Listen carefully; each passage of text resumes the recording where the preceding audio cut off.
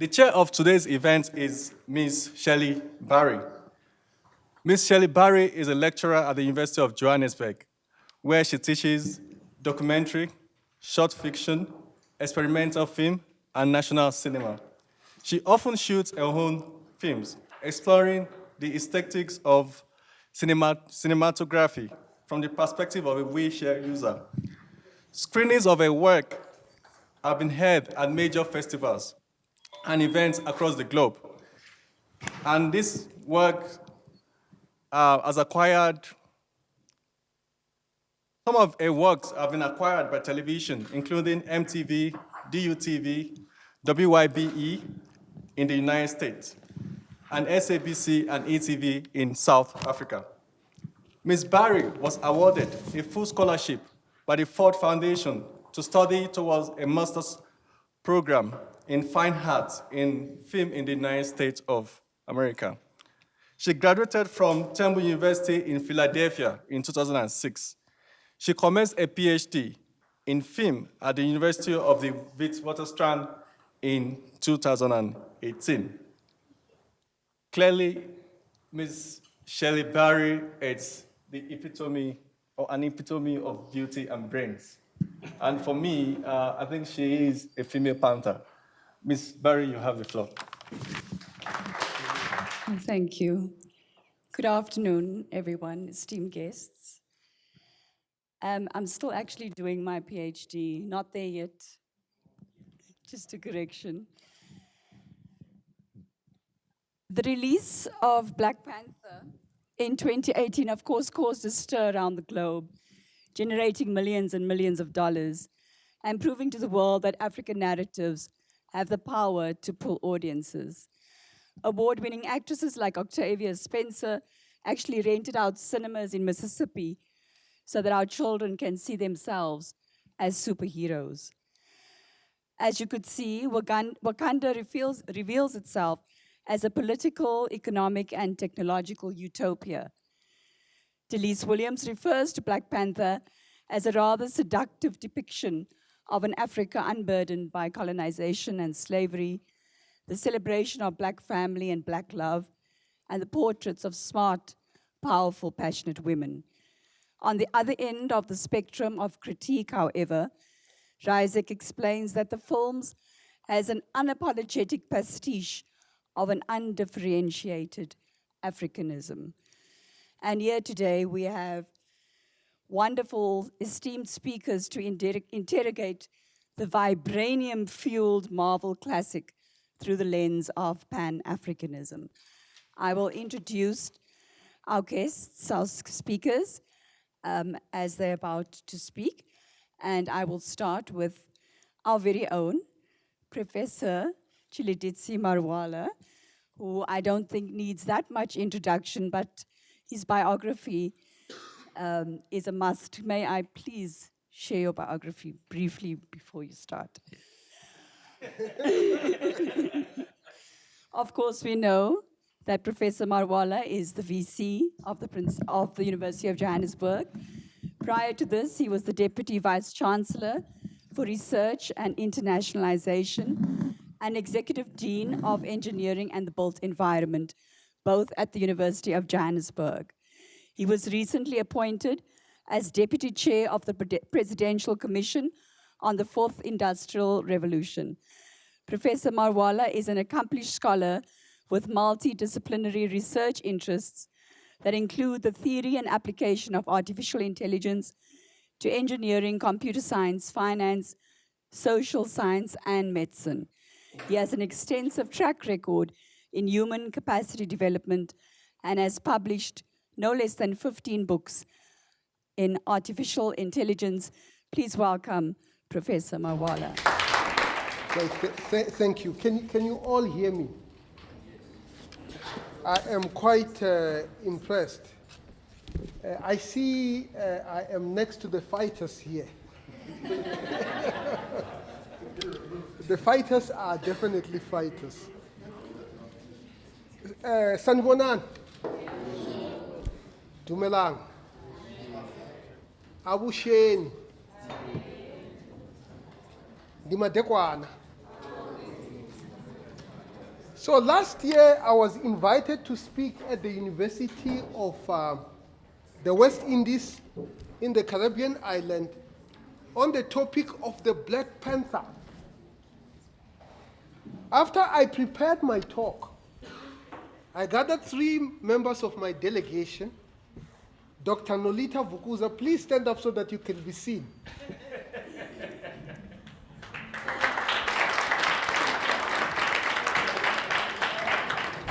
Our head of the Johannesburg Institute of Advanced Study, Dr. Wongani Ngulunga, he is not here, and Professor Adekeye Adebajo. Please stand up again. I actually like your clothes. Please take me to your tailor so that I can also look as distinguished. So I invited these 3 leaders of our university to look at my speech. They were horrified that I was putting controversial propositions, especially given the fact that the Vice Chancellor of the University of West Indies is a strong proponent of the slavery reparations movement. They felt that the ideas I was putting forward were too controversial and they asked me not to read the speech. I have to put it up front that I support the reparations movement because countries benefited from the fruits of labors of our relatives that were taken into slavery. However, slavery happened mostly due to our collaboration, a topic we need to address appropriately. I say this primarily because here we have many young people in the room. Some of them are fighters, some of them are charterists, some of them come from the Black consciousness movement, and some of them are revolutionaries of the spoken words, armchair critics. I say this because these are the young people who should stand up, who should lead, and who should influence global events in deeds, not just in words. So contrary to the advice of Dr. Vukuza and Dr. Ngulunga and Professor Adekeye, I shall read my original speech that I was supposed to have read in the Caribbean islands. This morning I was talking to Dr. Ngulunga. He says, hey, you have to read this speech because ever since you came back, you keep on telling me that I have stifled your academic freedom. I am fascinated by the elusive and fierce creature this movie, the Black Panther, is named after. The irony of the name Black Panther is that the part of South Africa where we come from, the Southern Africa, we do not have Black Panthers. Our panthers, as you know, panthers are leopards. Our leopards are not black.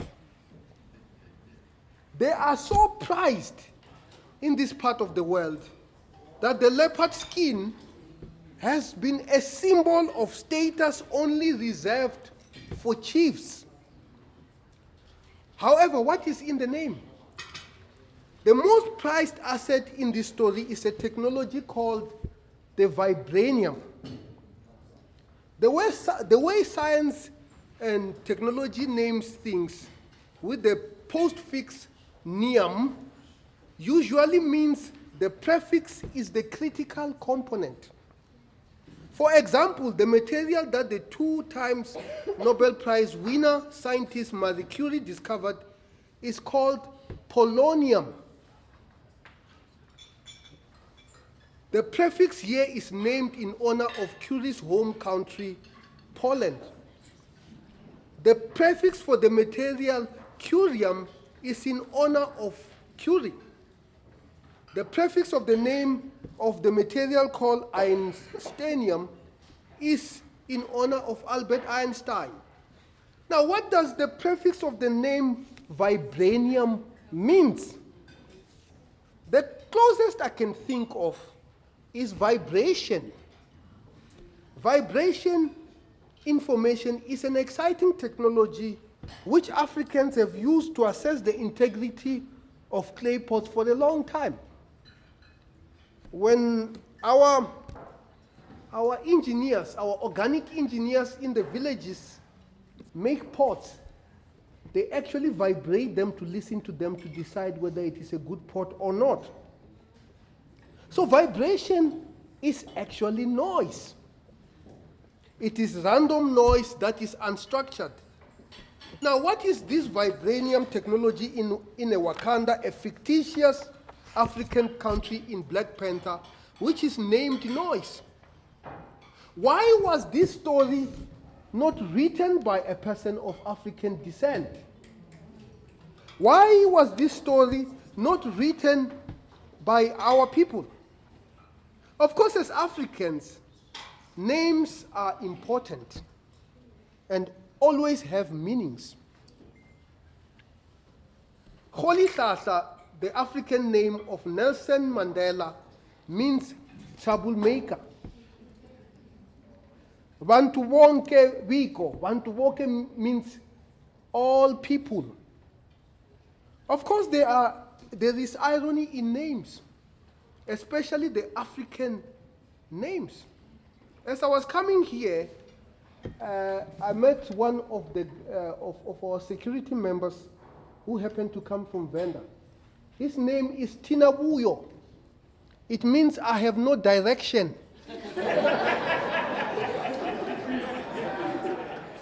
And for those of us who come from Zimbabwe, we know names like Trouble, Happy Girl, and Love More. I'm sure as I'm speaking this, you know, especially the Love More are normally troublesome young men. So this technology that glorifies vibration, which is noise, which is not precisely nothing less, should make us, the peoples of Africa, think. What we should really do is not to concentrate on fictitious science like vibranium, but actually start doing real science. This Wakanda kingdom that we see in this movie depends on one technology, the vibranium.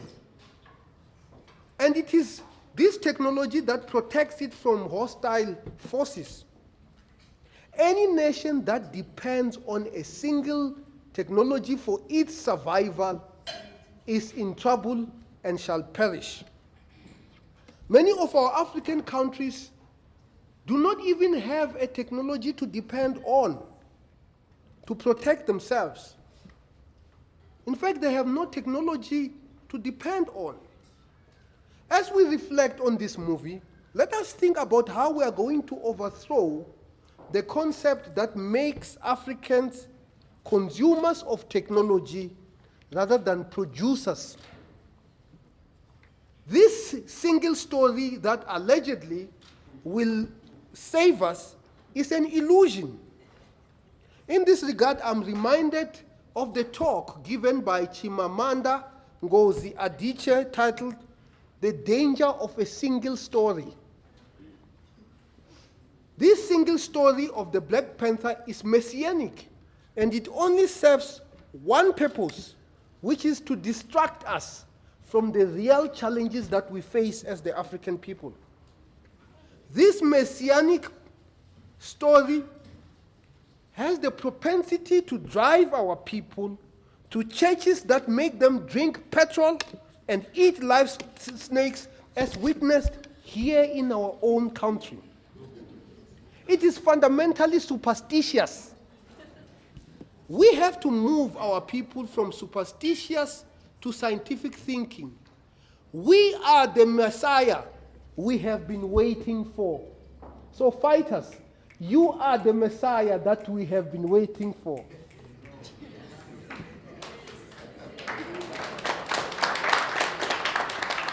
The single story posture is is a broader issue that occupies much of our people.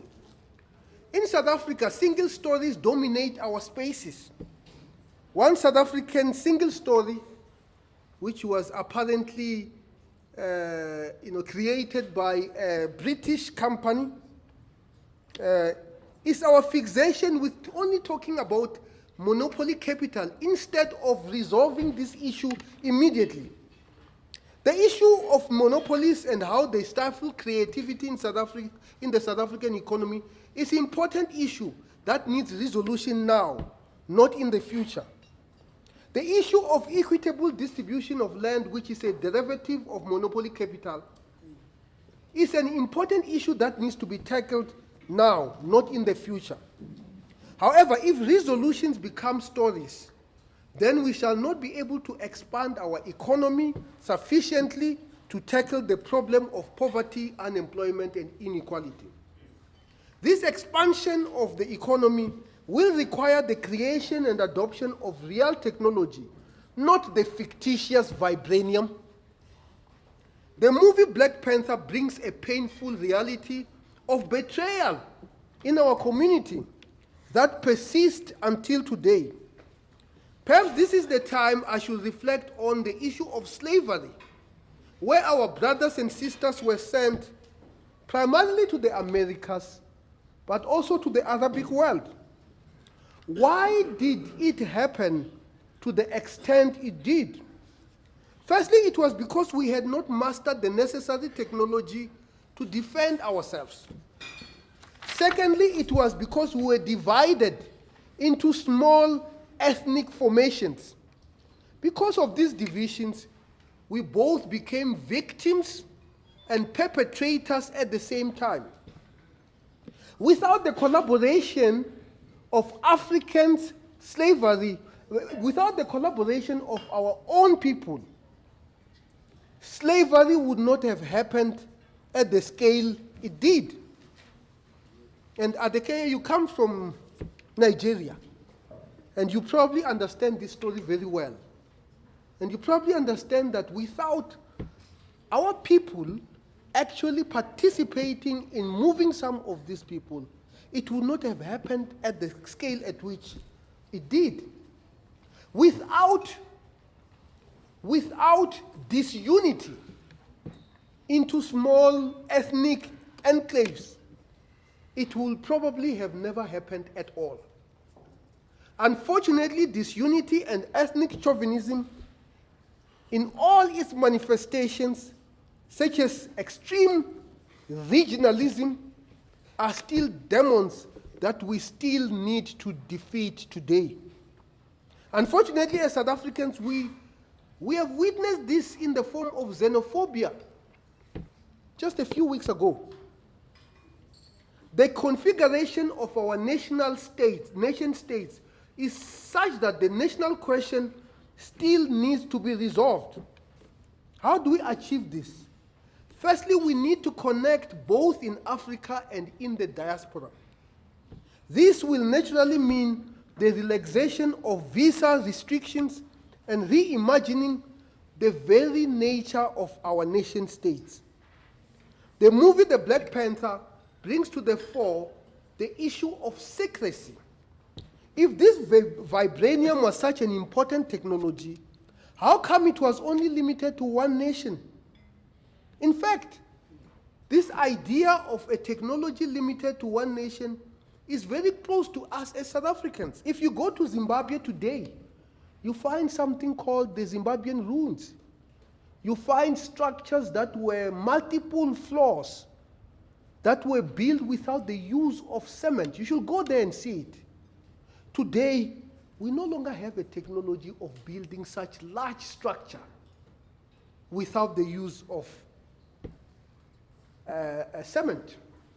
In fact, this concept, this whole civilization, the Zimbabwean ruins, was so confusing that the Rhodesian intellectuals use it to plant a story that people came from outside and actually introduced that technology in Zimbabwe, and it could not have been done by the people of Southern Africa.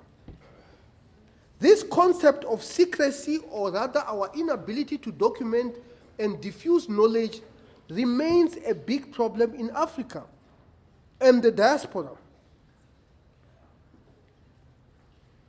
In my language, there is an expression that says, Madi atewua otewua.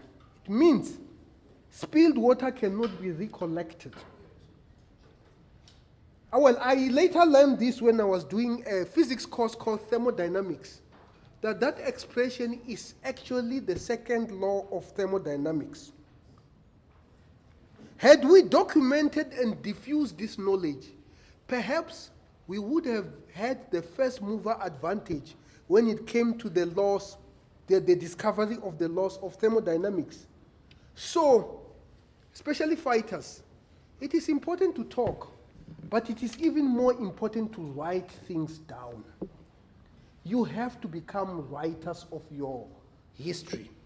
Because if you do not write our history, there will not be any history to transmit to the future generation.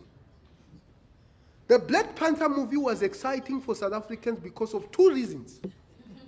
First, it is because it had our dynamic language, isiXhosa. And secondly, it featured our famous actor, John Carney. The very idea of the fact that we get excited when our languages are represented in movies that are from Hollywood is an indication of the notion of inclusion and exclusion of our cultures, languages, and our beings. The Google Assistant and Google Maps fail dismally to pronounce our isiXhosa words because the isiXhosa corpus, at least the spoken one, is excluded in the libraries of big technology companies such as Google, Facebook, and Twitter. What we have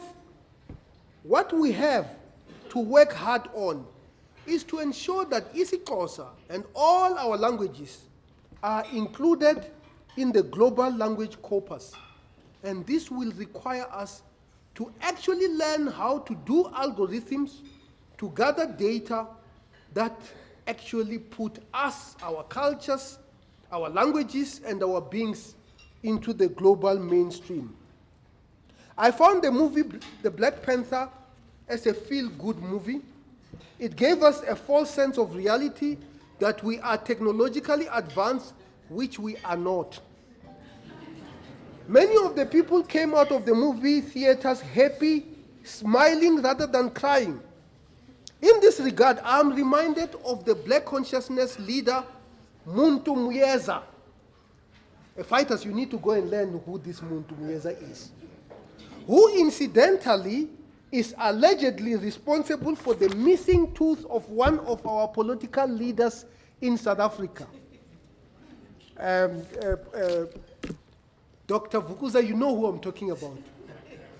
Muntu is known to always frown upon people who seem to be happy even during the dark days of apartheid. To paraphrase Muntu Muyeza, we cannot be happy as long as Africa and the diaspora is technologically behind other nations.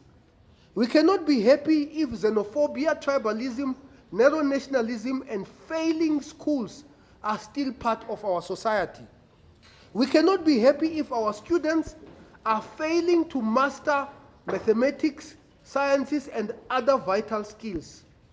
Wakanda was a country that never was.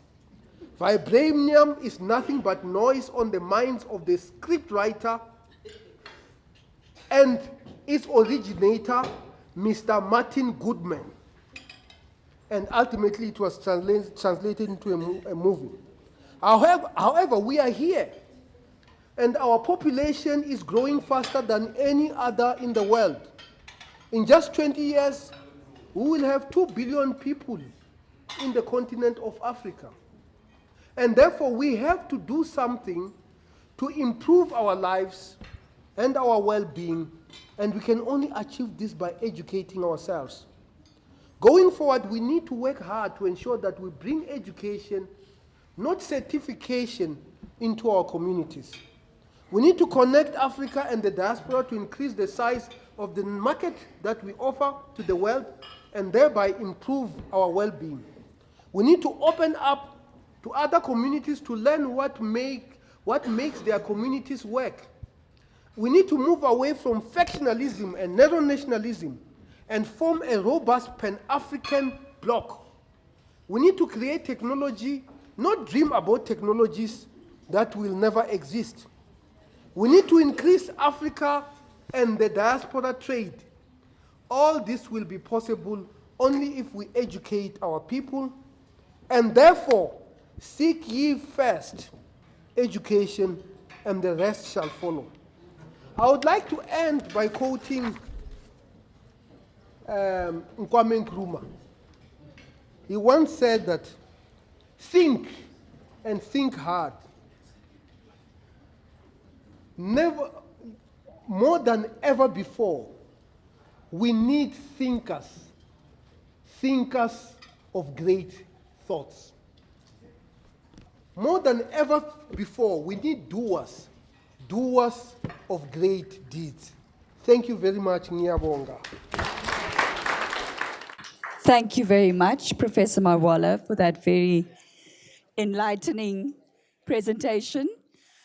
I now call upon Professor Dilip Menon. Professor Menon is a historian.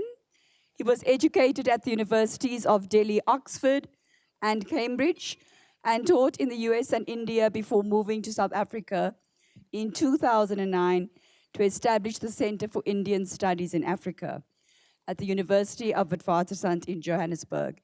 He writes on art, literature, and cinema. His current research focus is on knowledge production and decolonizing higher education in the Global South. Please welcome Professor Menon. Good evening, brothers and sisters. I come here as a historian because I've been a fan of the Black Panther comics since they first came out in 1966. Not that I began reading them in 1966, which would make me very old, but what I want to do here is to give you the background to the film, take you through to the comic books, and to show you how the Black Panther is not about Africa, but it's about Africa in the American imagination. So can we have the next slide, please? Thank you. So if you think about this question of where Wakanda is, this is in a state of enlightened confusion over 60 years. So when Don McGregor produces the first Wakanda comic book, the Black Panther comic book in 1966, Wakanda is located in equatorial Africa. It's in Central Africa. And it keeps moving around.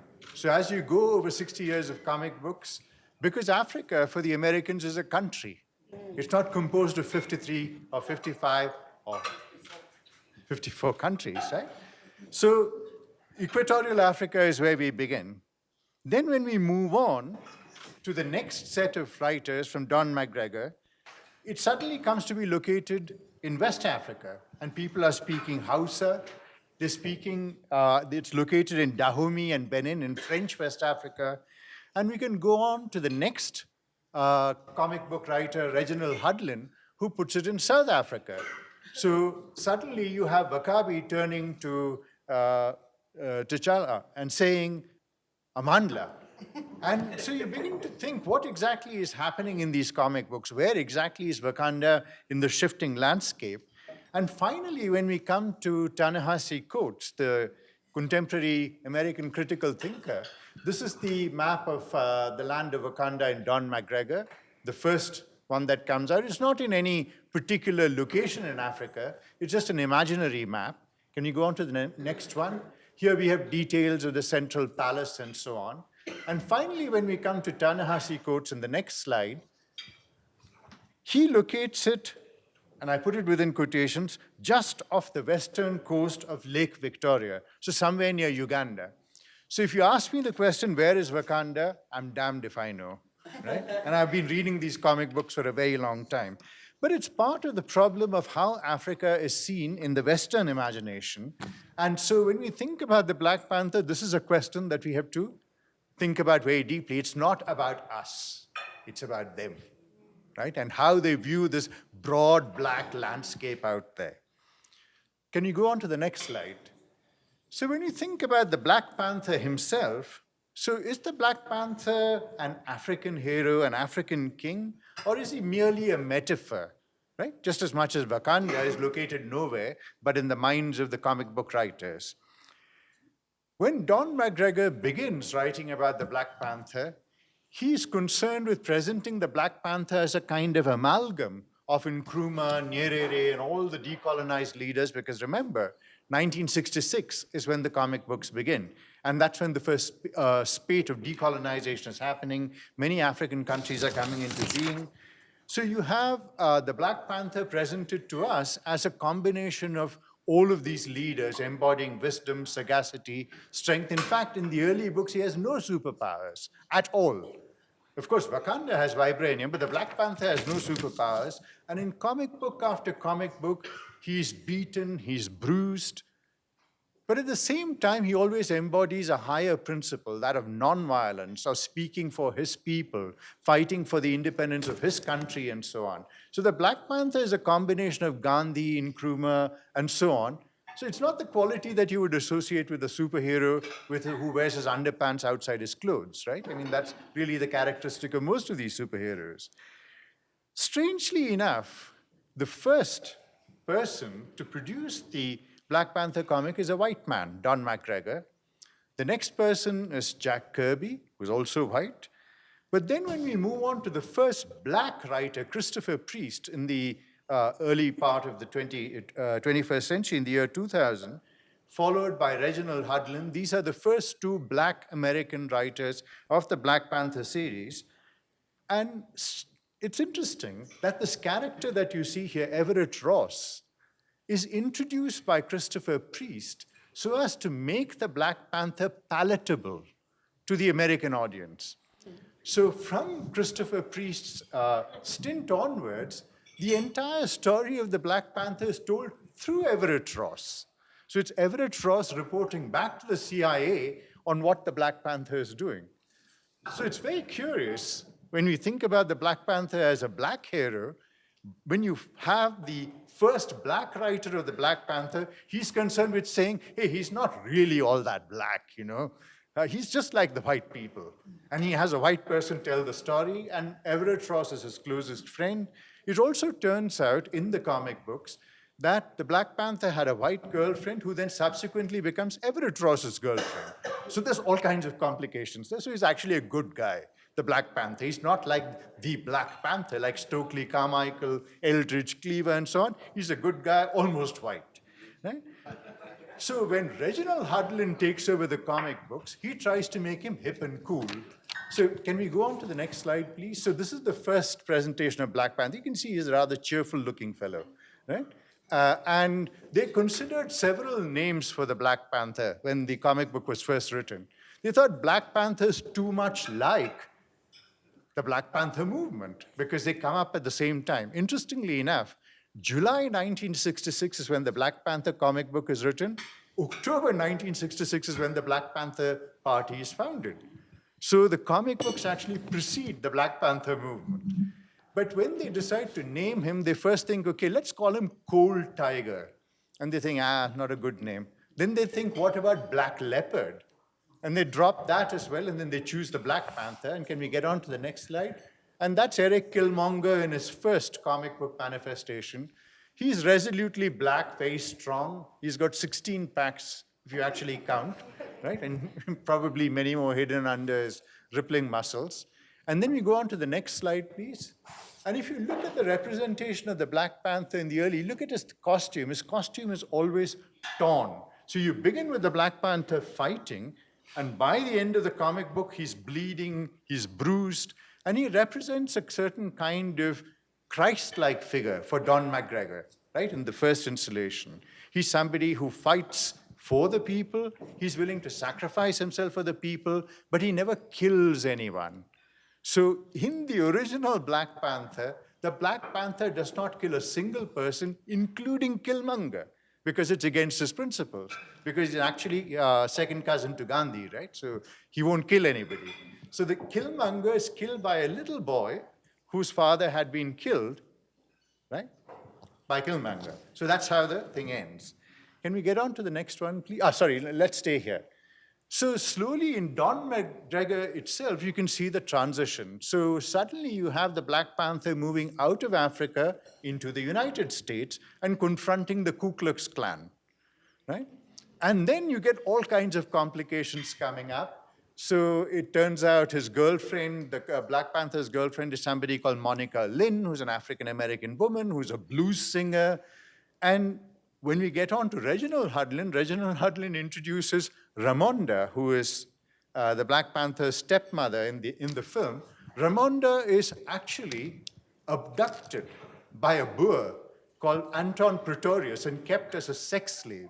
And the Black Panther has to go and rescue her. So when you look at the range of the Black Panther comics, the plots are absolutely bizarre and could have actually only come out of a strange American imagination of Africa. Yeah? Now, as a historian, my task is to disillusion people. Right? When you actually read the comics, then you realize that there's very little in these comic books that actually we can hold on to as Africans, as representing an African hero. So if we go on to the next slide, please. That's Christopher Priest. When the Christopher Priest version is done, obviously when you look at the Black Panther, you can't get cooler than that guy there in shades, right? So he doesn't want any Africanness there. He wants a guy who'll hang around Harlem, right? Who'll hang around the nightclubs, the Dora Milaje as cool, straight out of page 3. You know, they could be doing the catwalk. They're not like the warriors in the film, but he introduces the Dora Milaje as the wives in waiting. And there's, in 2006, Reginald Hudlin actually produces a comic called Bad Mother, you know, which is about the Black Panther. And it shows that Black Panther is such a bad mother that he can hang around all the nightclubs in New York and he's the coolest cat, right, around. So it's nothing to do with the larger role of the Black Panther as a kind of messiah of the black people and so on. He's just a very, very cool black guy who, you know, the African Americans can accept. Can you go on to the next one? Next slide, please. That's Reginald Hudlin's Black Panther who moves between the African terrain and becoming the Black Panther. And finally, we have the next one, Ta-Nehisi Coates, who actually emphasizes the Afrofuturist angle, right? Where the idea of vibranium technology, vibranium being the element that absorbs all vibrations, and we'll get back to this. So you can see there in the second slide, he's standing in front of something that could easily come out of Star Trek or the Star Wars and so on. So let's get on to the next slide. And I just want to think about how we can use, if at all we can use the Black Panther to think about questions like Afrofuturism, Pan-Africanism, Afropolitanism, and so on. One of the things about the Black Panther, which has been emphasized by a lot of people, is that this is about an Afrofuturism. It's about African technology. It's about Africa in control of its future through vibranium. But as Professor Marwala rightly pointed out, this is a risible idea, a laughable engagement with technology, the idea of a non-existent technology which drives this country. But when we think about the second idea, is the Black Panther about Pan-Africanism? Yes, in terms of a complete confusion about what Africa is and the countries within Africa. So you really have Africa emerging as a metaphor, right? As I said, where is Wakanda? God alone knows. Then when you come to the idea of Afropolitanism, which was an idea put forward by Taye Selassie in an article called Bye Bye Baba, when you think about how the Black Panther is represented, Reginald Hudlin tries to make him a cool cat who can hang around nightclubs. So he's always dressed very sharply and so on. Then if you remember at the end of the film, the Black Panther is shown at the UN in suit, but with a suitably African cloth thrown over his shoulder to show that this guy knows his roots. Right? So this performance, where the idea of being African becomes a mere performance. It's not about being African. It's about wearing African. It's about being cool and being a certain kind of idea for the African Americans and for the Americans of what Africa is. If we think about the central idea in this of vibranium being the element that absorbs everything, and if you think about why is vibranium the element that becomes the metaphor for Africa? The idea is that of a passive Africa, an Africa that absorbs everything. It absorbs colonialism, it absorbs pain, it absorbs conquest, and redeems itself through that. So what we need instead is an idea of an Afrifugism, an idea like a centrifuge, where ideas proceed out from Africa into the world, right? That's what we need, not a passive Africa like Professor Marwala said, but an Africa which can radiate knowledge, produces knowledge, and radiates outward. So that's the word that I use, of Afrifugism. How do we create ideas that will move outwards? And to get on to this next slide, please, blackness and race. If you had to think about the writers who write these comic books, what is their attitude towards race? And it's truly strange, right? So let's get on to the first quote. That's Black Panther, written by Christopher Priest, the first black man to write the Black Panther comic books. And he says, I feel that the most profound statement that I could make about race is to make Black Panther so cool he transcends the racial divide in America. Rather than try and force the readers to identify with a black character. Do you see, already he is so conflicted about the idea of creating a black character and getting black people to identify with, that he's already saying, look, I want to overcome this race thing that he calls it. Let's take the next quotation. The next slide, please. Here we have Ta-Nehisi Coates, the latest, right? The man who is seen as a successor to James Baldwin. And what he does with race is, again, something that is very liberal. He says, eventually I realized that the race beat was actually the humanity beat. What does that actually mean? Right? And that questions about racism are really questions about the exercise of power. Though he understands that, importantly, I realized that race was an essential thread of American society, questions about race were questions about the very nature of the Western world, but he's still not convinced that the Black Panther is a black hero. He has to be a hero who stands in for all of humanity. So these are some of the things that I think we need to think about when we think about both the comic books, the 50-year history of the Black Panther, and the film. And when you think about Kendrick Lamar's wonderful music for the Black Panther, right? Then you realize where exactly the idea of the Black Panther is located. It is located centrally in the African-American dilemma in the US, where a black man cannot walk on the roads without being shot dead, and no one will punish the person who commits this act.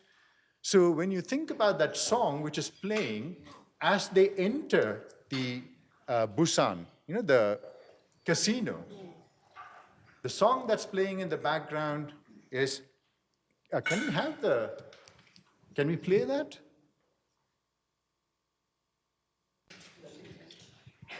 Is there anybody there? Yes.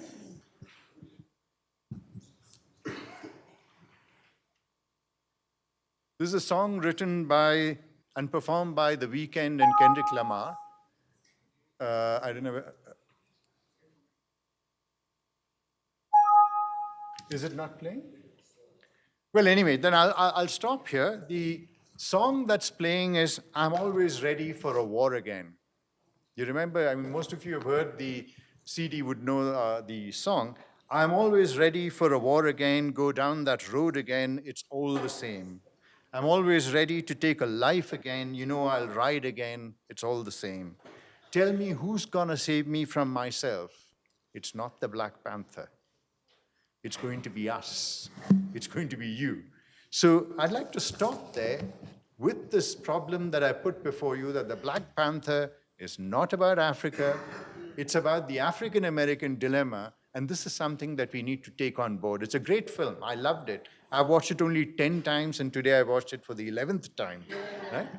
I love the film, but it's a problematic film. I'll stop there. Thank you. Thank you very, very much for that interesting presentation, Professor Menon. And now I'd like to introduce our last panelist before we open the floor. Professor Adebayo doesn't need too much introduction either. Of course, you know he's the director of the Institute for Pan-African Thought and Conversation here at UJ. He was executive director of the Center for Conflict Resolution in Cape Town between 2003 and 2016. He served on United Nations missions in South Africa, Western Sahara, and Iraq, and was director of the Africa program at the International Peace Institute in New York. Professor Adebayo is the author of 6 books: Building Peace in West Africa, Liberia's Civil War, Africa After the Cold War, UN Peacekeeping in Africa, Thabo Mbeki, Africa's Philosopher King, and essays on Nigeria and South Africa. He's also the co-editor or editor of 9 books on managing global conflicts, the UN, the European Union, West African security, South Africa and Nigeria's foreign policies, and Nobel Peace Laureates of African descent. A graduate of the University of Ibadan, Nigeria, and the Fletcher School of Law and Diplomacy in Massachusetts. He obtained his doctorate from Oxford University in England, where he studied as a Rhodes Scholar. Please welcome Professor Adebayo. Thank you. Thank you very much. And we've had 2 really excellent presentations. I just wanted to say this is the first kind of event that we're hosting under the auspices of the Institute for Global African Affairs, which is an initiative that we set up with the University of the West Indies. The Vice Chancellor referred to it, and it was launched in Johannesburg and Barbados last November. So we're particularly glad to be able to rebuild some of the bridges with the diaspora. The next Black Panther film has been announced for 2022. So we thought in the meantime, it would be interesting to organize a panel like this while waiting for the next blockbuster. So my presentation is titled Black Panther as Black Therapy, and I guess I kind of follow the theme of the other 2 speakers before me. The $100 million 2018 Afrofuturistic Marvel blockbuster, Black Panther, has generated mega hype in Africa, the Caribbean, and the American diaspora. Hollywood has produced a revolutionary action-adventure thriller with an almost all-black cast of strong characters, particularly women who have historically been marginalized in Tinseltown as part of the story. The $1 billion grossing film also has a black director, a black co-screenwriter, a black costume designer, and a black hip-hop soundtrack, combined with the soulful sounds of Senegal's Baaba Maal. But despite the importance of Black Panther as a thrilling, spectacular visual, which has overturned traditional Hollywood conventions, one must ask if the movie is not just escapism for Africans, Caribbeans, and Americans in the era of Donald Trump, in which both Africa and Haiti have been stereotyped as shitholes. Is the reaction to Black Panther part of Black therapy for people who have suffered more humiliation historically from 4 centuries of slavery and colonialism? Black Panther makes a great effort to represent an authentic Africa. It starts in the form of the griot with the words, Baba, tell me a story. The film is set in a mythical East African nation of Wakanda, the most technologically advanced in the world, built, as we've heard, on vibranium wealth. Wakanda is an Afropolis echoing visions of the biblical Garden of Eden. It is simultaneously a black El Dorado and a black Atlantis, with its architecture recalling the glories of the ancient Songhai, Mali, and Ghana empires. Ancestor worship is glorified, and belief systems about the link between the living and the dead are sensitively depicted. The assorted array of costumes are all of the Tuareg, the Maasai, and the Zulu.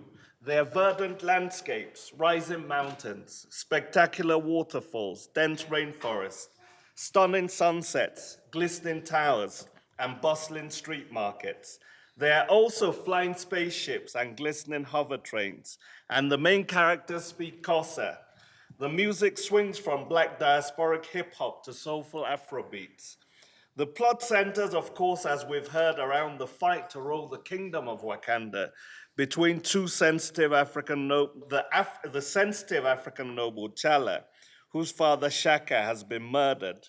Shala is surrounded by strong women allies like his genius scientist sister, Suri, who we see in there, and the female warrior general, Okoye.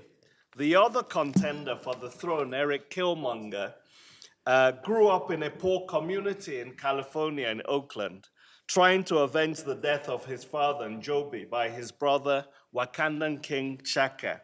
Njobu, like his son, had sought to use Wakanda's technology for liberation rather than basically a kind of self-contained hermetic existence.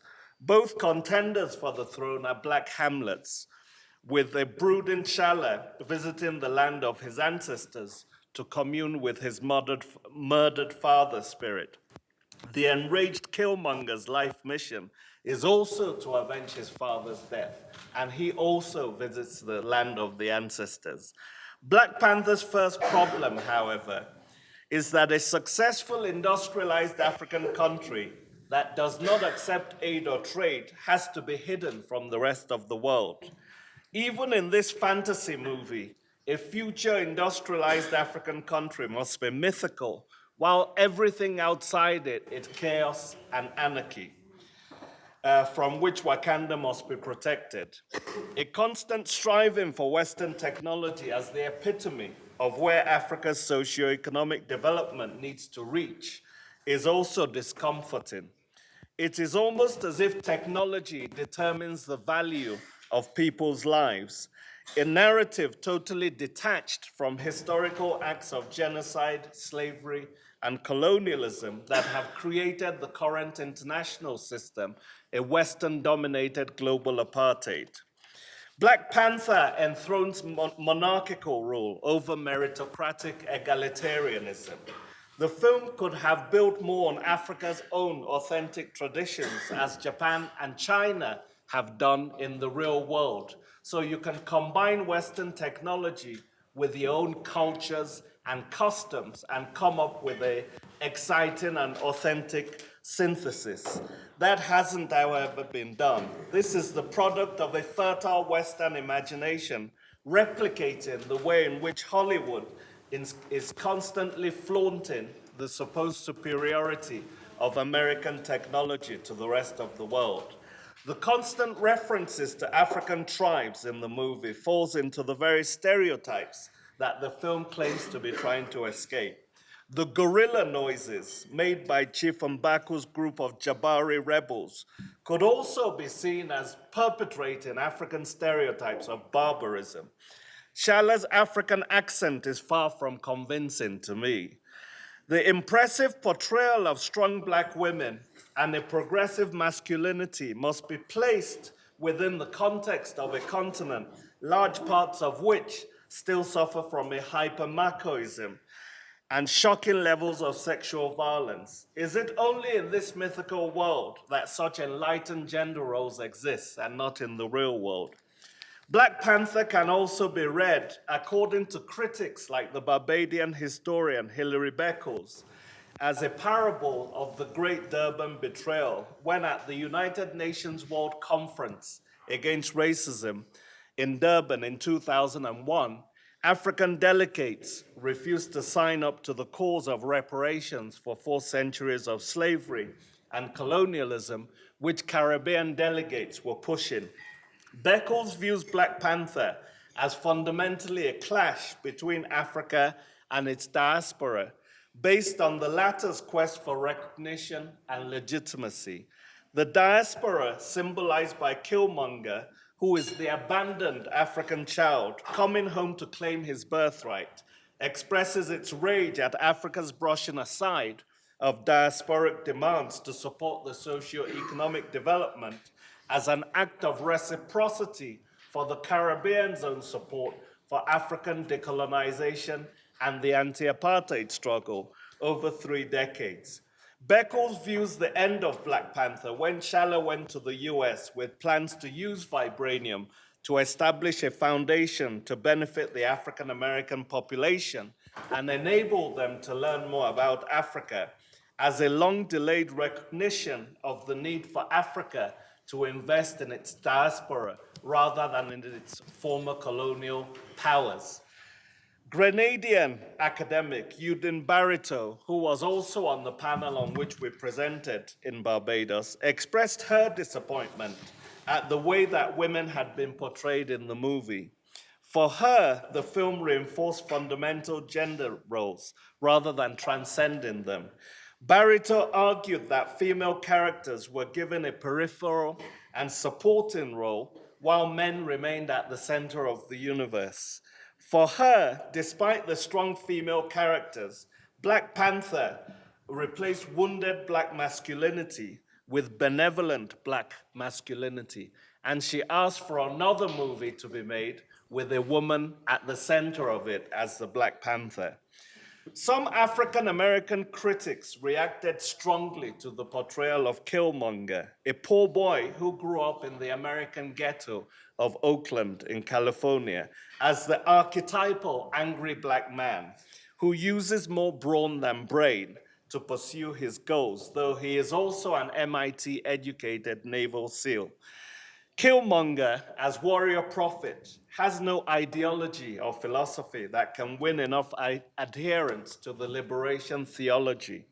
This is in stark contrast to the monarchical African T'Challa, born of a noble ancestry and portrayed as a wise king. African-American scholar Christopher LeBron regarded the movie, and I quote, as a shocking devaluation of Black American men, noting that Killmonger was portrayed as a receptacle for tropes of inner-city gangsterism. Some have even gone as far as identifying T'Challa as a kind of Barack Obama character whose father came to America on an aeroplane rather than a slave ship, and thus lacking the anger of American-descended slavery people, ancestors. Resulting in Barack basically lacking the anger of other Americans. Much of the ferocious debates about this film, especially in the diaspora, I don't think there's been as many debates here on the continent, has centered around the contrasting visions of the blood feud between two rival kings, T'Challa and Killmonger.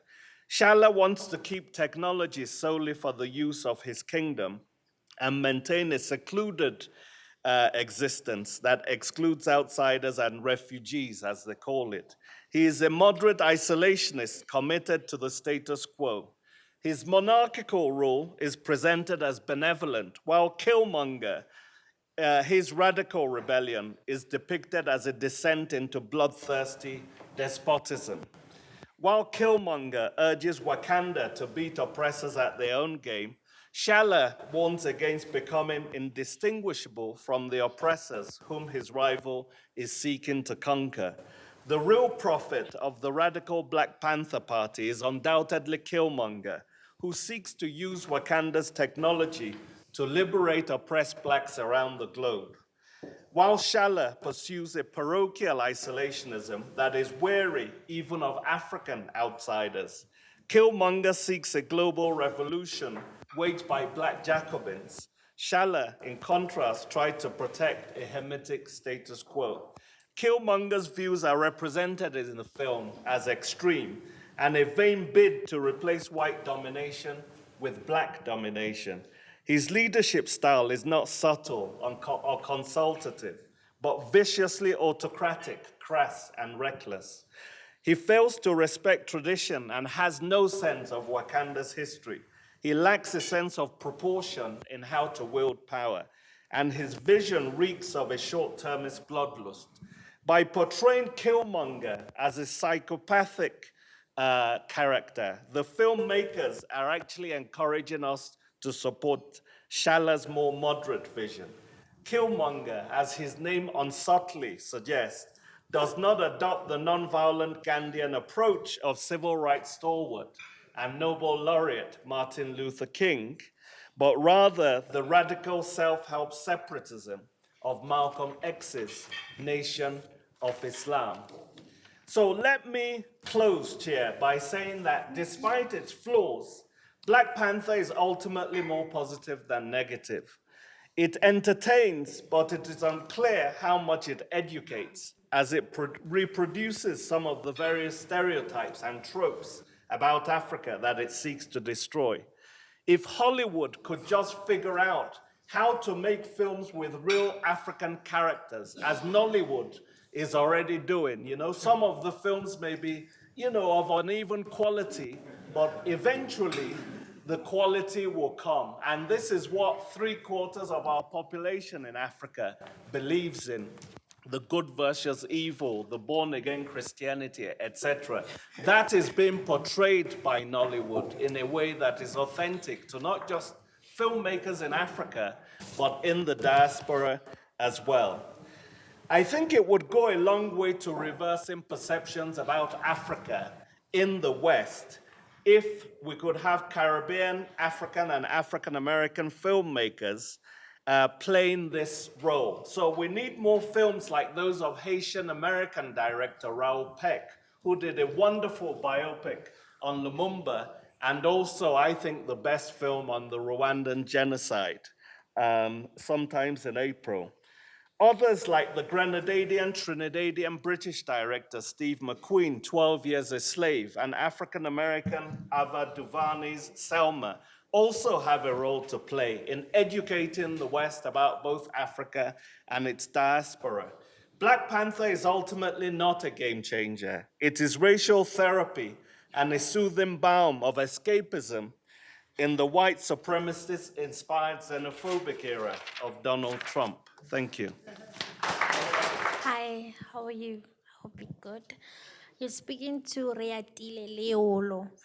So my question is, as a writer and animator and illustrator and concept thing, I just want to know, this is a comment. When you get to do such things, when you're illustrating and you're writing a graphic book or a storybook, you rely on your imagination of what you think, what is there in your mind, and where that story is taking you. Are we as academics on the other side taking Black Panther too literate, like too literally and emotionally attached to it, that we overlooking the fact that it's about creativity as well? And the second question is, as we come here as academics and gather and talk about Black Panther, are we ever going to invest in African young talent also? Are we ever going to sit down and talk about this is the talent and we believe in it, and the world is now attracted to African storytelling? Are we ever going to invest in such and have an open dialogue about such things? Because whenever if someone outside talks about our stories, there's always something we're going to complain about. Thank you. Hello. Hello. Oh, My name is hello. Raymond. So actually, my concern is more than I love the Black Panther, and I believe it's a very great story and Hollywood and all that. But one thing I've come to realize is that many times within with the film industry in our country, the language in terms of how much we use our own indigenous languages to tell our stories has always been, I believe probably in the industry they've got all the policies and all the laws and everything in place, but the problem is there's always a lack of funding and a lack of promotion for those resources, and thereby you find now external people, filmmakers coming in with their big budgets, and they can easily then take a narrative of a European story, then just reimagine it in an African version. You know, many of us, we're watching a lot of stories today. We think they are our local stories, especially the general public out there. But the truth is just a reinterpretation of an old story.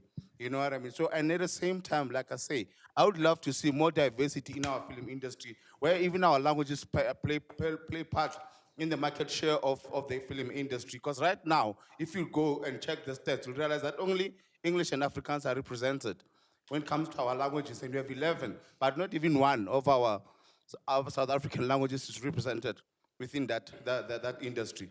So for me, that is my concern. But otherwise, I don't have much question.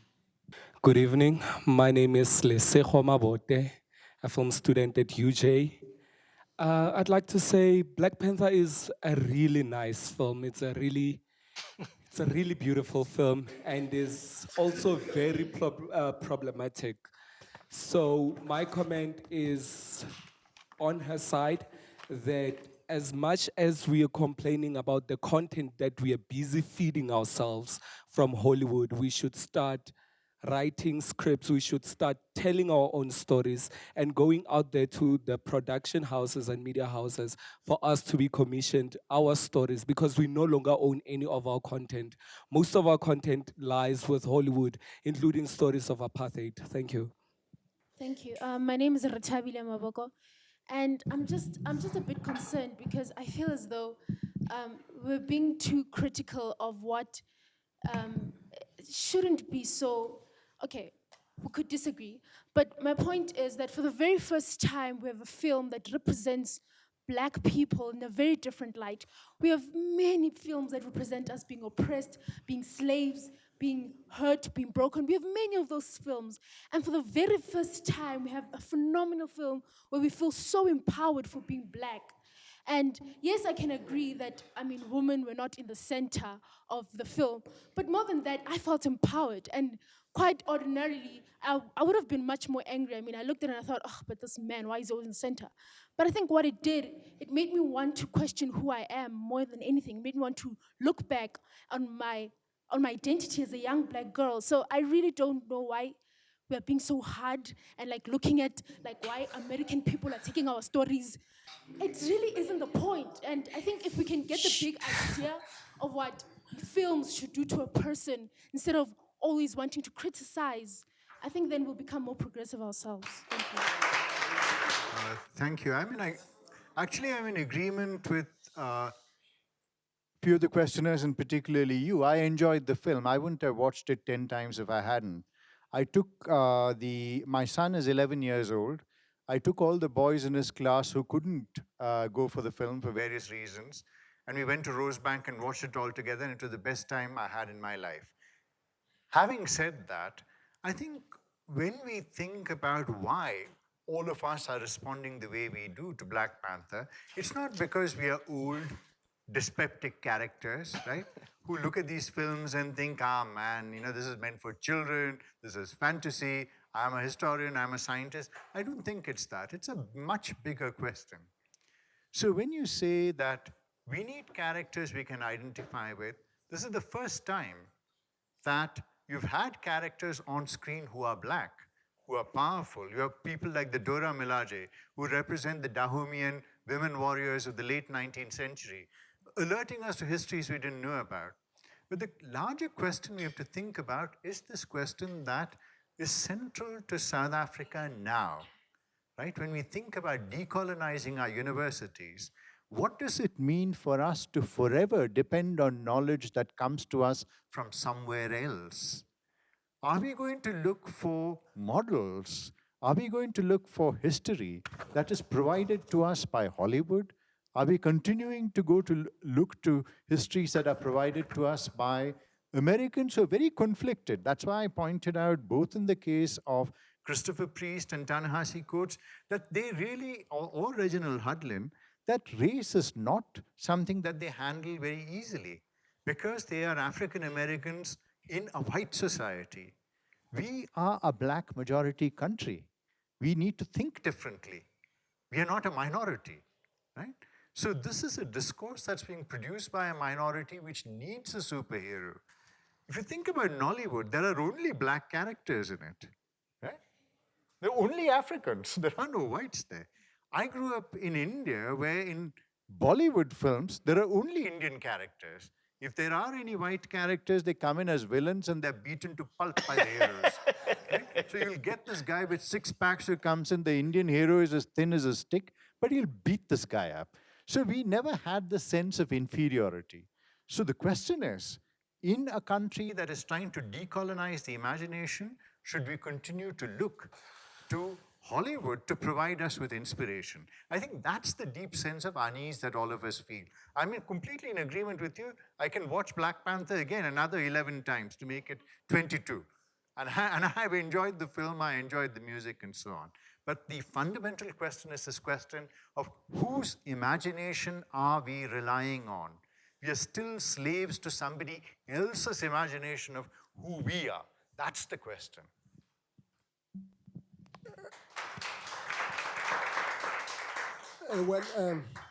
Can you all hear me? When you talk about Nollywood being only about black people, I'm reminded of a friend of mine who is British, and he visited Nigeria and he ran into a Nollywood set.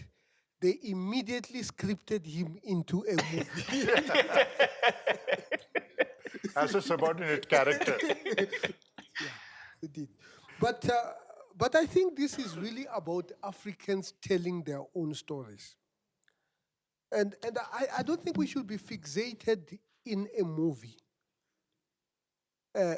Most of the movies start with a book or the script. And for you to be able to start writing our own stories, you don't really need to have big budgets, and you don't even need to have movies. Sure. Let us write about our own people. I mean, as the University of Johannesburg, we're not just speaking about this. We have a project called African Biographies, where we're going to produce 10 biographies in the next 5 years. I think 2 are going to come out today, AW Champion and Mzala. Mumalo. And of course, if the book is exciting enough, it will become a movie going into the future. So the issue is really us start narrating our stories in all platforms that are at our disposal. I mean, the issue of the political economy, is actually falling away. I mean, if you wanted to publish a book, 30 years ago, you probably had very limited platforms in which you could be able to publish. Yeah. Today, the channels for distribution, the channels for publications are much more democratized. What worries me is that we are not writing these stories. I mean, we had Fees Must Fall, and students were at the center of this Fees Must Fall. I have not seen a single book written by a student. Okay, I saw a draft by only from one student, but I would have expected lots of books to have come out of these stories. We don't have enough Malaika wa Azania. I do read Malaika's wa Azania's books because I think those who write, for us to encourage them to write more, we need to buy what they're writing. Now, I really was hoping that you will say, I absolutely hate the movie. This is what I was hoping for. Obviously, you like the movie. I mean, I was even I was even expecting the fighters to even be vocal, but it looks like the fighters have been pacified by the movie. So, no, I think we have real hard problems. We cannot afford escapism. Our problems are really hard. We have 1.3 billion people whom we are actually struggling to feed. Those are serious issues. Those are actually serious issues. So we cannot, and those are not issues we are going to solve by escaping from reality. Those are the issues that we are going to solve by actually tackling them, reality as it exists. So I don't necessarily like anything that would like to that will take me out of reality. Be it a movie or a drug or anything that actually take away reality. Let us face reality as it is. Thank you. Can I just... Actually, I want to ask all of you in this audience, how many of you have read Loiso Mkhize's graphic novel, which started in 2015 on a South African black superhero, Kwezi? Okay, so there's one person here, two people, right? So why, three, thank you. So why is it that more people are not reading this? And I found Kwesi to be very, very interesting because it actually talked about a South African black man with superpowers, right? And maybe we need to produce more of these, and the landscape of graphic novels here needs to become larger. I can see that due to the intense criticism from here, some people are even walking out of the room, you know. No, they've had their food, now they're going. VC, in defense of the student movement, there is an edited book that's been done by VIT students that has captured their role in the Rhodes Must Fall and the Fallist movement. There's also 3 chapters on Rhodes, UCT, and VITs in an edited book that we're editing on transformation that's coming out next February by students as well. And more globally, there's a Rhodes Must Fall book that's been published by Z Books this year, both outside of South Africa and some students within South Africa. So I think those voices are being heard a bit more. So there are people beyond your friend Adam Habib who are finally writing. I think it's important. I mean, I love the reaction here to Black Panther because I think that's exactly what we want to get out of a movie. We want the controversy, we want the contestation, we want the debate. And I want to say that I really enjoyed the movie as well. I think I said that, and I tried to balance some of my criticisms by some of the really superb aesthetics and the amount of research and detail that went into this movie. It wasn't a typical Hollywood depiction of Africa, but still, I think it's important that you have to critique a movie because people were beginning to take their children, black children in the US, in Europe, etc., to see this almost as if this was the story of Africa that they needed to be seen, waiting to be told. And I think that's quite dangerous. It's one thing that they should see, but it represents more therapy in the long run. It's not going to help them to basically shape their African identities. And you know, it's often said about Trump that his supporters take him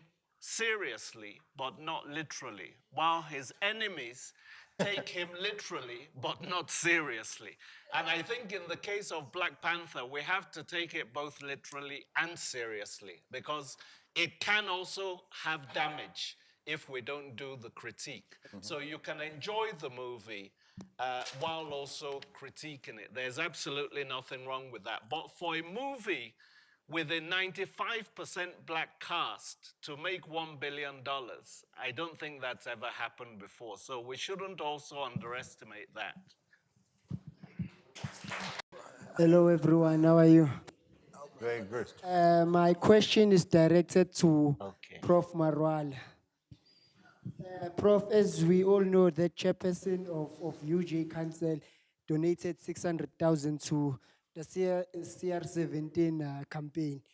So I just want to know, Prof, because since today, Kev Watson is died today, right, in a car accident, are you not worried about the chairperson of council's safety, Prof? Thank you. Mine are more comments that I think would be interesting to debate about. I disagree with the comment that the most exciting thing about Black Panther was the language aspect and John Carney. I think I think Black Panther, yes, you can critique it as a movie and in what it's is distortion of Africa, but maybe as a young person, the way I see it is that we know that vibranium does not exist. We know Wakanda does not exist. That does not escape us. But sometimes you need possibilities of what can be, especially when all you see is war and corpse and starvation. I think what young people need is visions of imagine what Africa can become if we band together and think. I don't think vibranium represented one technology for a country. I think what it represented was a competitive advantage that a country have that it can use to create multiple technologies. You can even look at it in that way.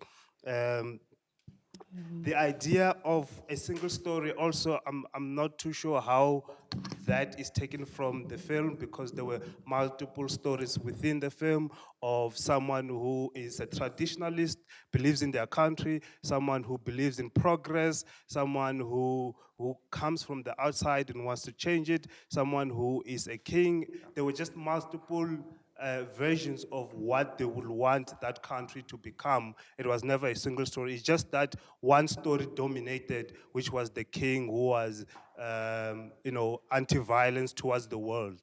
The other thing that I think is not taken into consideration about the movie is how it shows that ideology is not about ideology.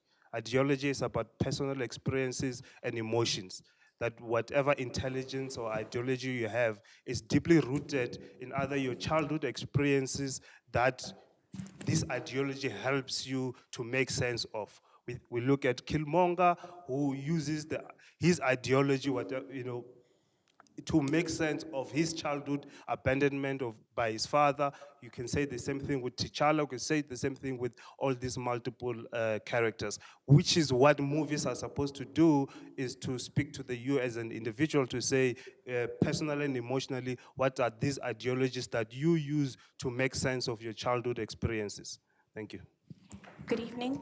My name is Zinani Mhlungu from the law faculty. First, I'd like to point out to say that I think Professor Manon, you're the coolest person I know so far. Reading comic books, loving Kendrick Lamar, awesome. Okay, so I have two comments. I have two comments or two questions. You're gonna see what it is as I speak of them. One is a contrast between inclusion and adequate representation. So, as we saw the movie, they tried to include various African cultures from various places in Africa itself. Not only did they try to include Southern Africa, but then Western, Eastern, not sure about Northern, but then they tried to include that. So my question about that is the problem that comes with that, because as much as you try to include various culture, it's easy to forget their authenticity, their specifications, or anything like that. So you end up with a movie where they speak Xhosa, but none of us can understand it, even though we hear it on our daily lives, or they wear cultural attire, but then it doesn't necessarily look familiar to what you see. And many African people or Black people in themselves try to identify with characters in the movie, but then cannot necessarily fully identify with them. So we know that African people come in various ways. So it can be South African, Western African, or even Jamaican, which is Caribbean countries. They try to find their identities within the movie, but then are not adequately represented. So the problem then becomes with when you create a movie this large and you try to include this various people and the plethora of identities, how do you prohibit the toxicity of that when you can't necessarily include everyone? Okay, the second question was something I was speaking to with my colleague here, which you also mentioned in passing, was the buy-in of African people to their own stories. So the example that you came about with the Kwezi comic book, and that not a lot of people know about it, but then a lot of people will know anything that comes out of the MCU. Do you think that that is indicative of self-hate? Because you cannot say that we don't create our own stories, we don't tell our own stories, because when that does happen, there isn't any buy-in from our own people. So how do we breach that problem? And yeah, okay. Okay, and this blackness that they define is by the American perspective, of which it's a negative thing, this thing. Because we have a white director who wrote this thing, all those things, you see. So on its own, this thing, Black Panther, is not really to empower us. It's to shy away from what's happening from us. Like, example, the vibranium is to shield away from the matters of coltan in Congo. Because Congo, we know it as coltan. And then people are being exploited in Congo because of coltan. So they are trying to shift away from the issue of coltan and go to this thing. So those are my 2 cents. Yeah, no, I really like the last comment, but there's nothing wrong with the flag of China. We have many relationships with universities in China, and the Chinese society is one of many societies that we need to understand as Africans. I guess what I'm trying to say is that Hollywood is just one of the medium, the platforms where we can represent ourselves. That can be able to make movies. I'm reminded of a story that I was told by former President Thabo Mbeki. Said when he was in exile, a guy called Richard Attenborough came with a script. And he says, I have an exciting project that I want to share it with you. He says, after he read the script, it was about a movie called Cry Freedom. And he says, but this movie is not about Steve Biko. This movie is about Donald Woods. And Richard Attenborough says, I know, but Hollywood is not ready to have a frontman in a movie to be black. Of course, we know Steve Biko was played by Denzel Washington, and Donald Woods was played by Kevin Kline. How many of you know who Kevin Kline is? At that time, he was a bigger person than one person knows. Kevin Kline. Gives away his age. It gives away his age. It gives, I think the last movie I watched was A Fish Called Wanda by Kevin Kline. So I guess this idea of us being excluded is a very serious issue. We might not want to talk about it, but we feel excluded.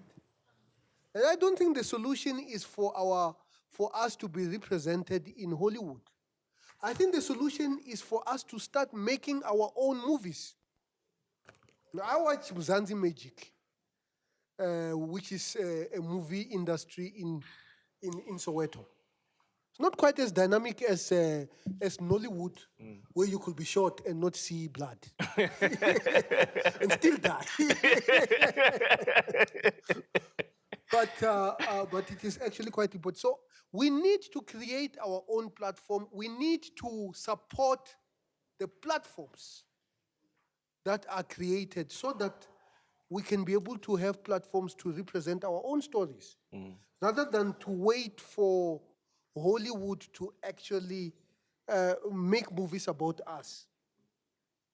Now, on the issue of the safety of our chair of council, I can assure you the chair of council is quite safe. I don't know about I don't know what this CR17 is all about, that you're talking about, Cristiano Ronaldo. Or maybe he's talking about Cristiano Ronaldo. But most certainly, our chair of council is absolutely quite excited. You saw him the other time when he was buying pads for women. And you are the one who received, and I hope they were distributed to the right channels, not sold in the black market, but certainly he's fine. Now,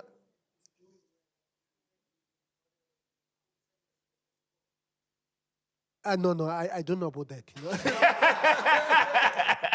I'm not a tenderpreneur, so I wouldn't know these things. So now. I think the issue, I think we are taking the issue of a single story more crispy.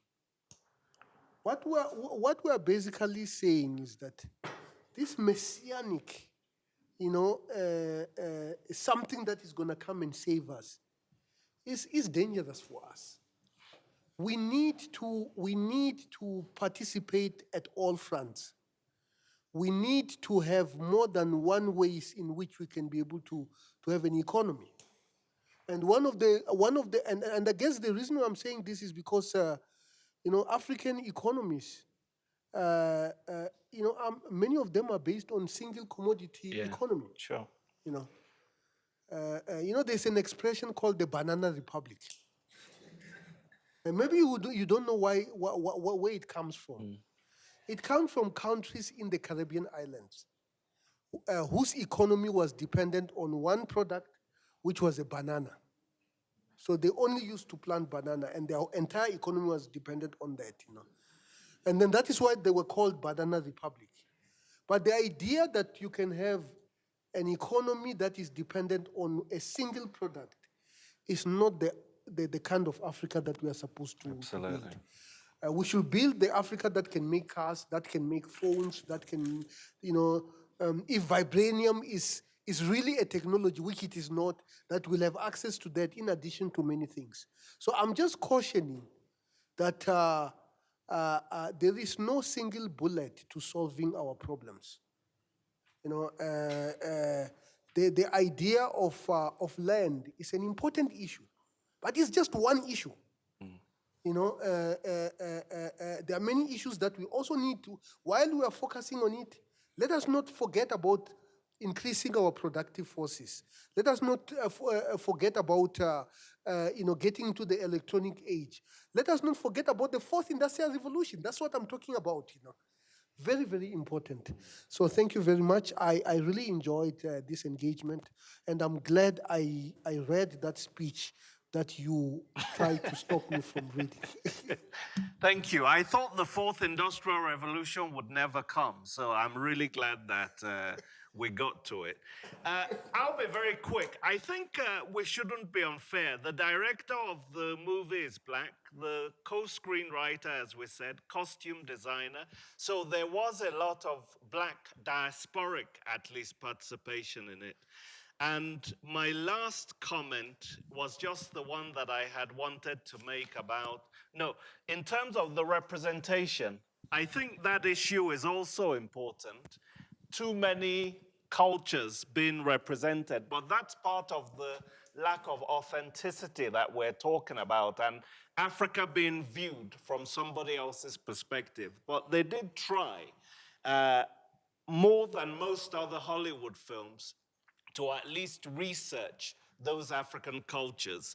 And the last point that I wanted to react to in the last round, this issue of using local languages, I think is extremely important. The fact that the film Tsotsi won the best foreign language film Oscar showed that an African language could carry that kind of exciting film. And I think the use of local languages in Solomon Mashlangu also, although it wasn't the kind of sustained use of township patois that was used in that, was also important. I'll also respond quickly to three excellent questions, I think. The gentleman at the back there, you raised questions about the plot, the character, the ways in which Black Panther was made as a film.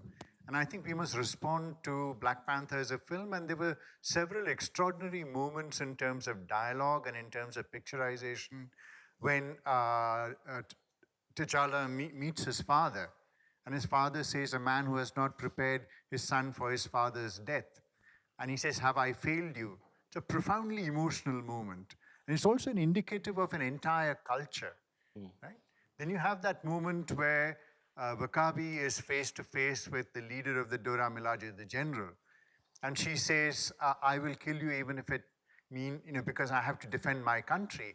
And then he looks around, and all that he sees around him in the landscape are women who are fighting to defend the country, right? And there are scenes like that which actually are extremely powerful, and you can't watch it without getting goose pimples. So cinematically, the Black Panther is a very, very powerful film. The other thing about the use of multiple kinds of music, this film actually taught me a lot, right? When Ludwig Göransson, the man who did the music for Black Panther, traveled around Africa, and he picked up on particular kinds of music. So it's interesting when T'Challa is entering the country in the spacecraft, it's Baba Mal who's singing, right? I don't know how many of you have heard Baba Mal's music, but extraordinary voice. And so I began listening more to Baba Mal's music. Each time T'Challa comes on screen, it's the West African talking drum, this snare drum that's being played. So I began listening to more of that music, and I've learned more.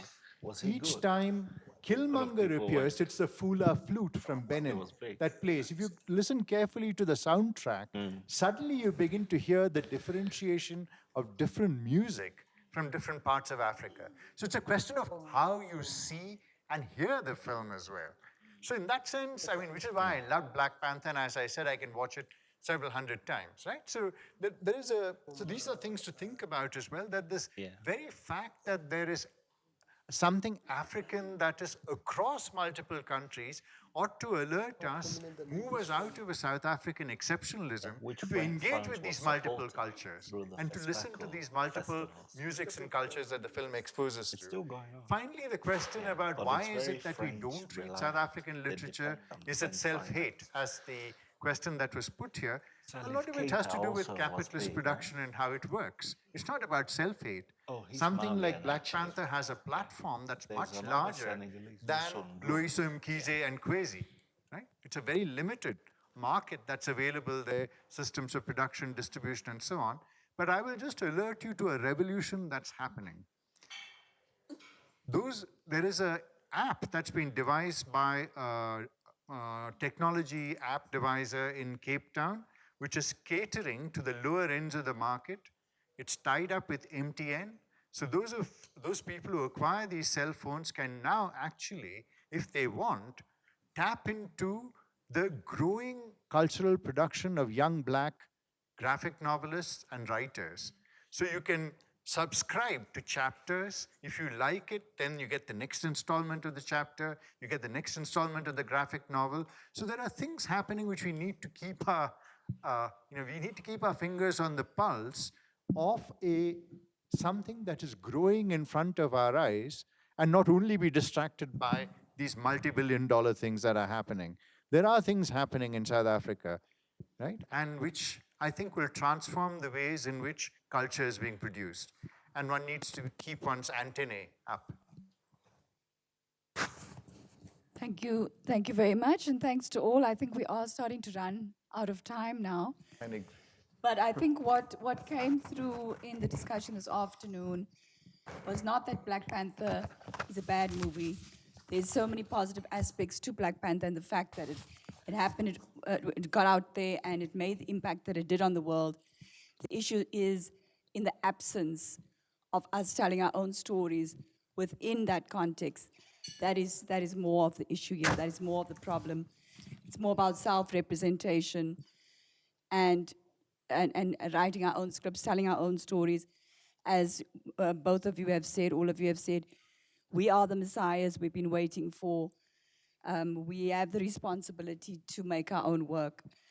And I think that is the crux of the matter. So, of course, we are excited to see ourselves on screen, but we need to see the broad diversity of all our lived experience and not a mishmash of a fictional place as the beacon of hope for Africa and African cinema. I would like to take this opportunity to thank all of you for participating, for attending. Thanks, Prof. Adebayo, Prof. Mawala, Prof. Menon, for being on the panel today as the only woman, as the chair in a chair, by the way. I must say my reading of it was that it was a patriarchal film. And I echo the sentiments of the one academic that you referred to. But yes, thank you. These kinds of gatherings are very, very important.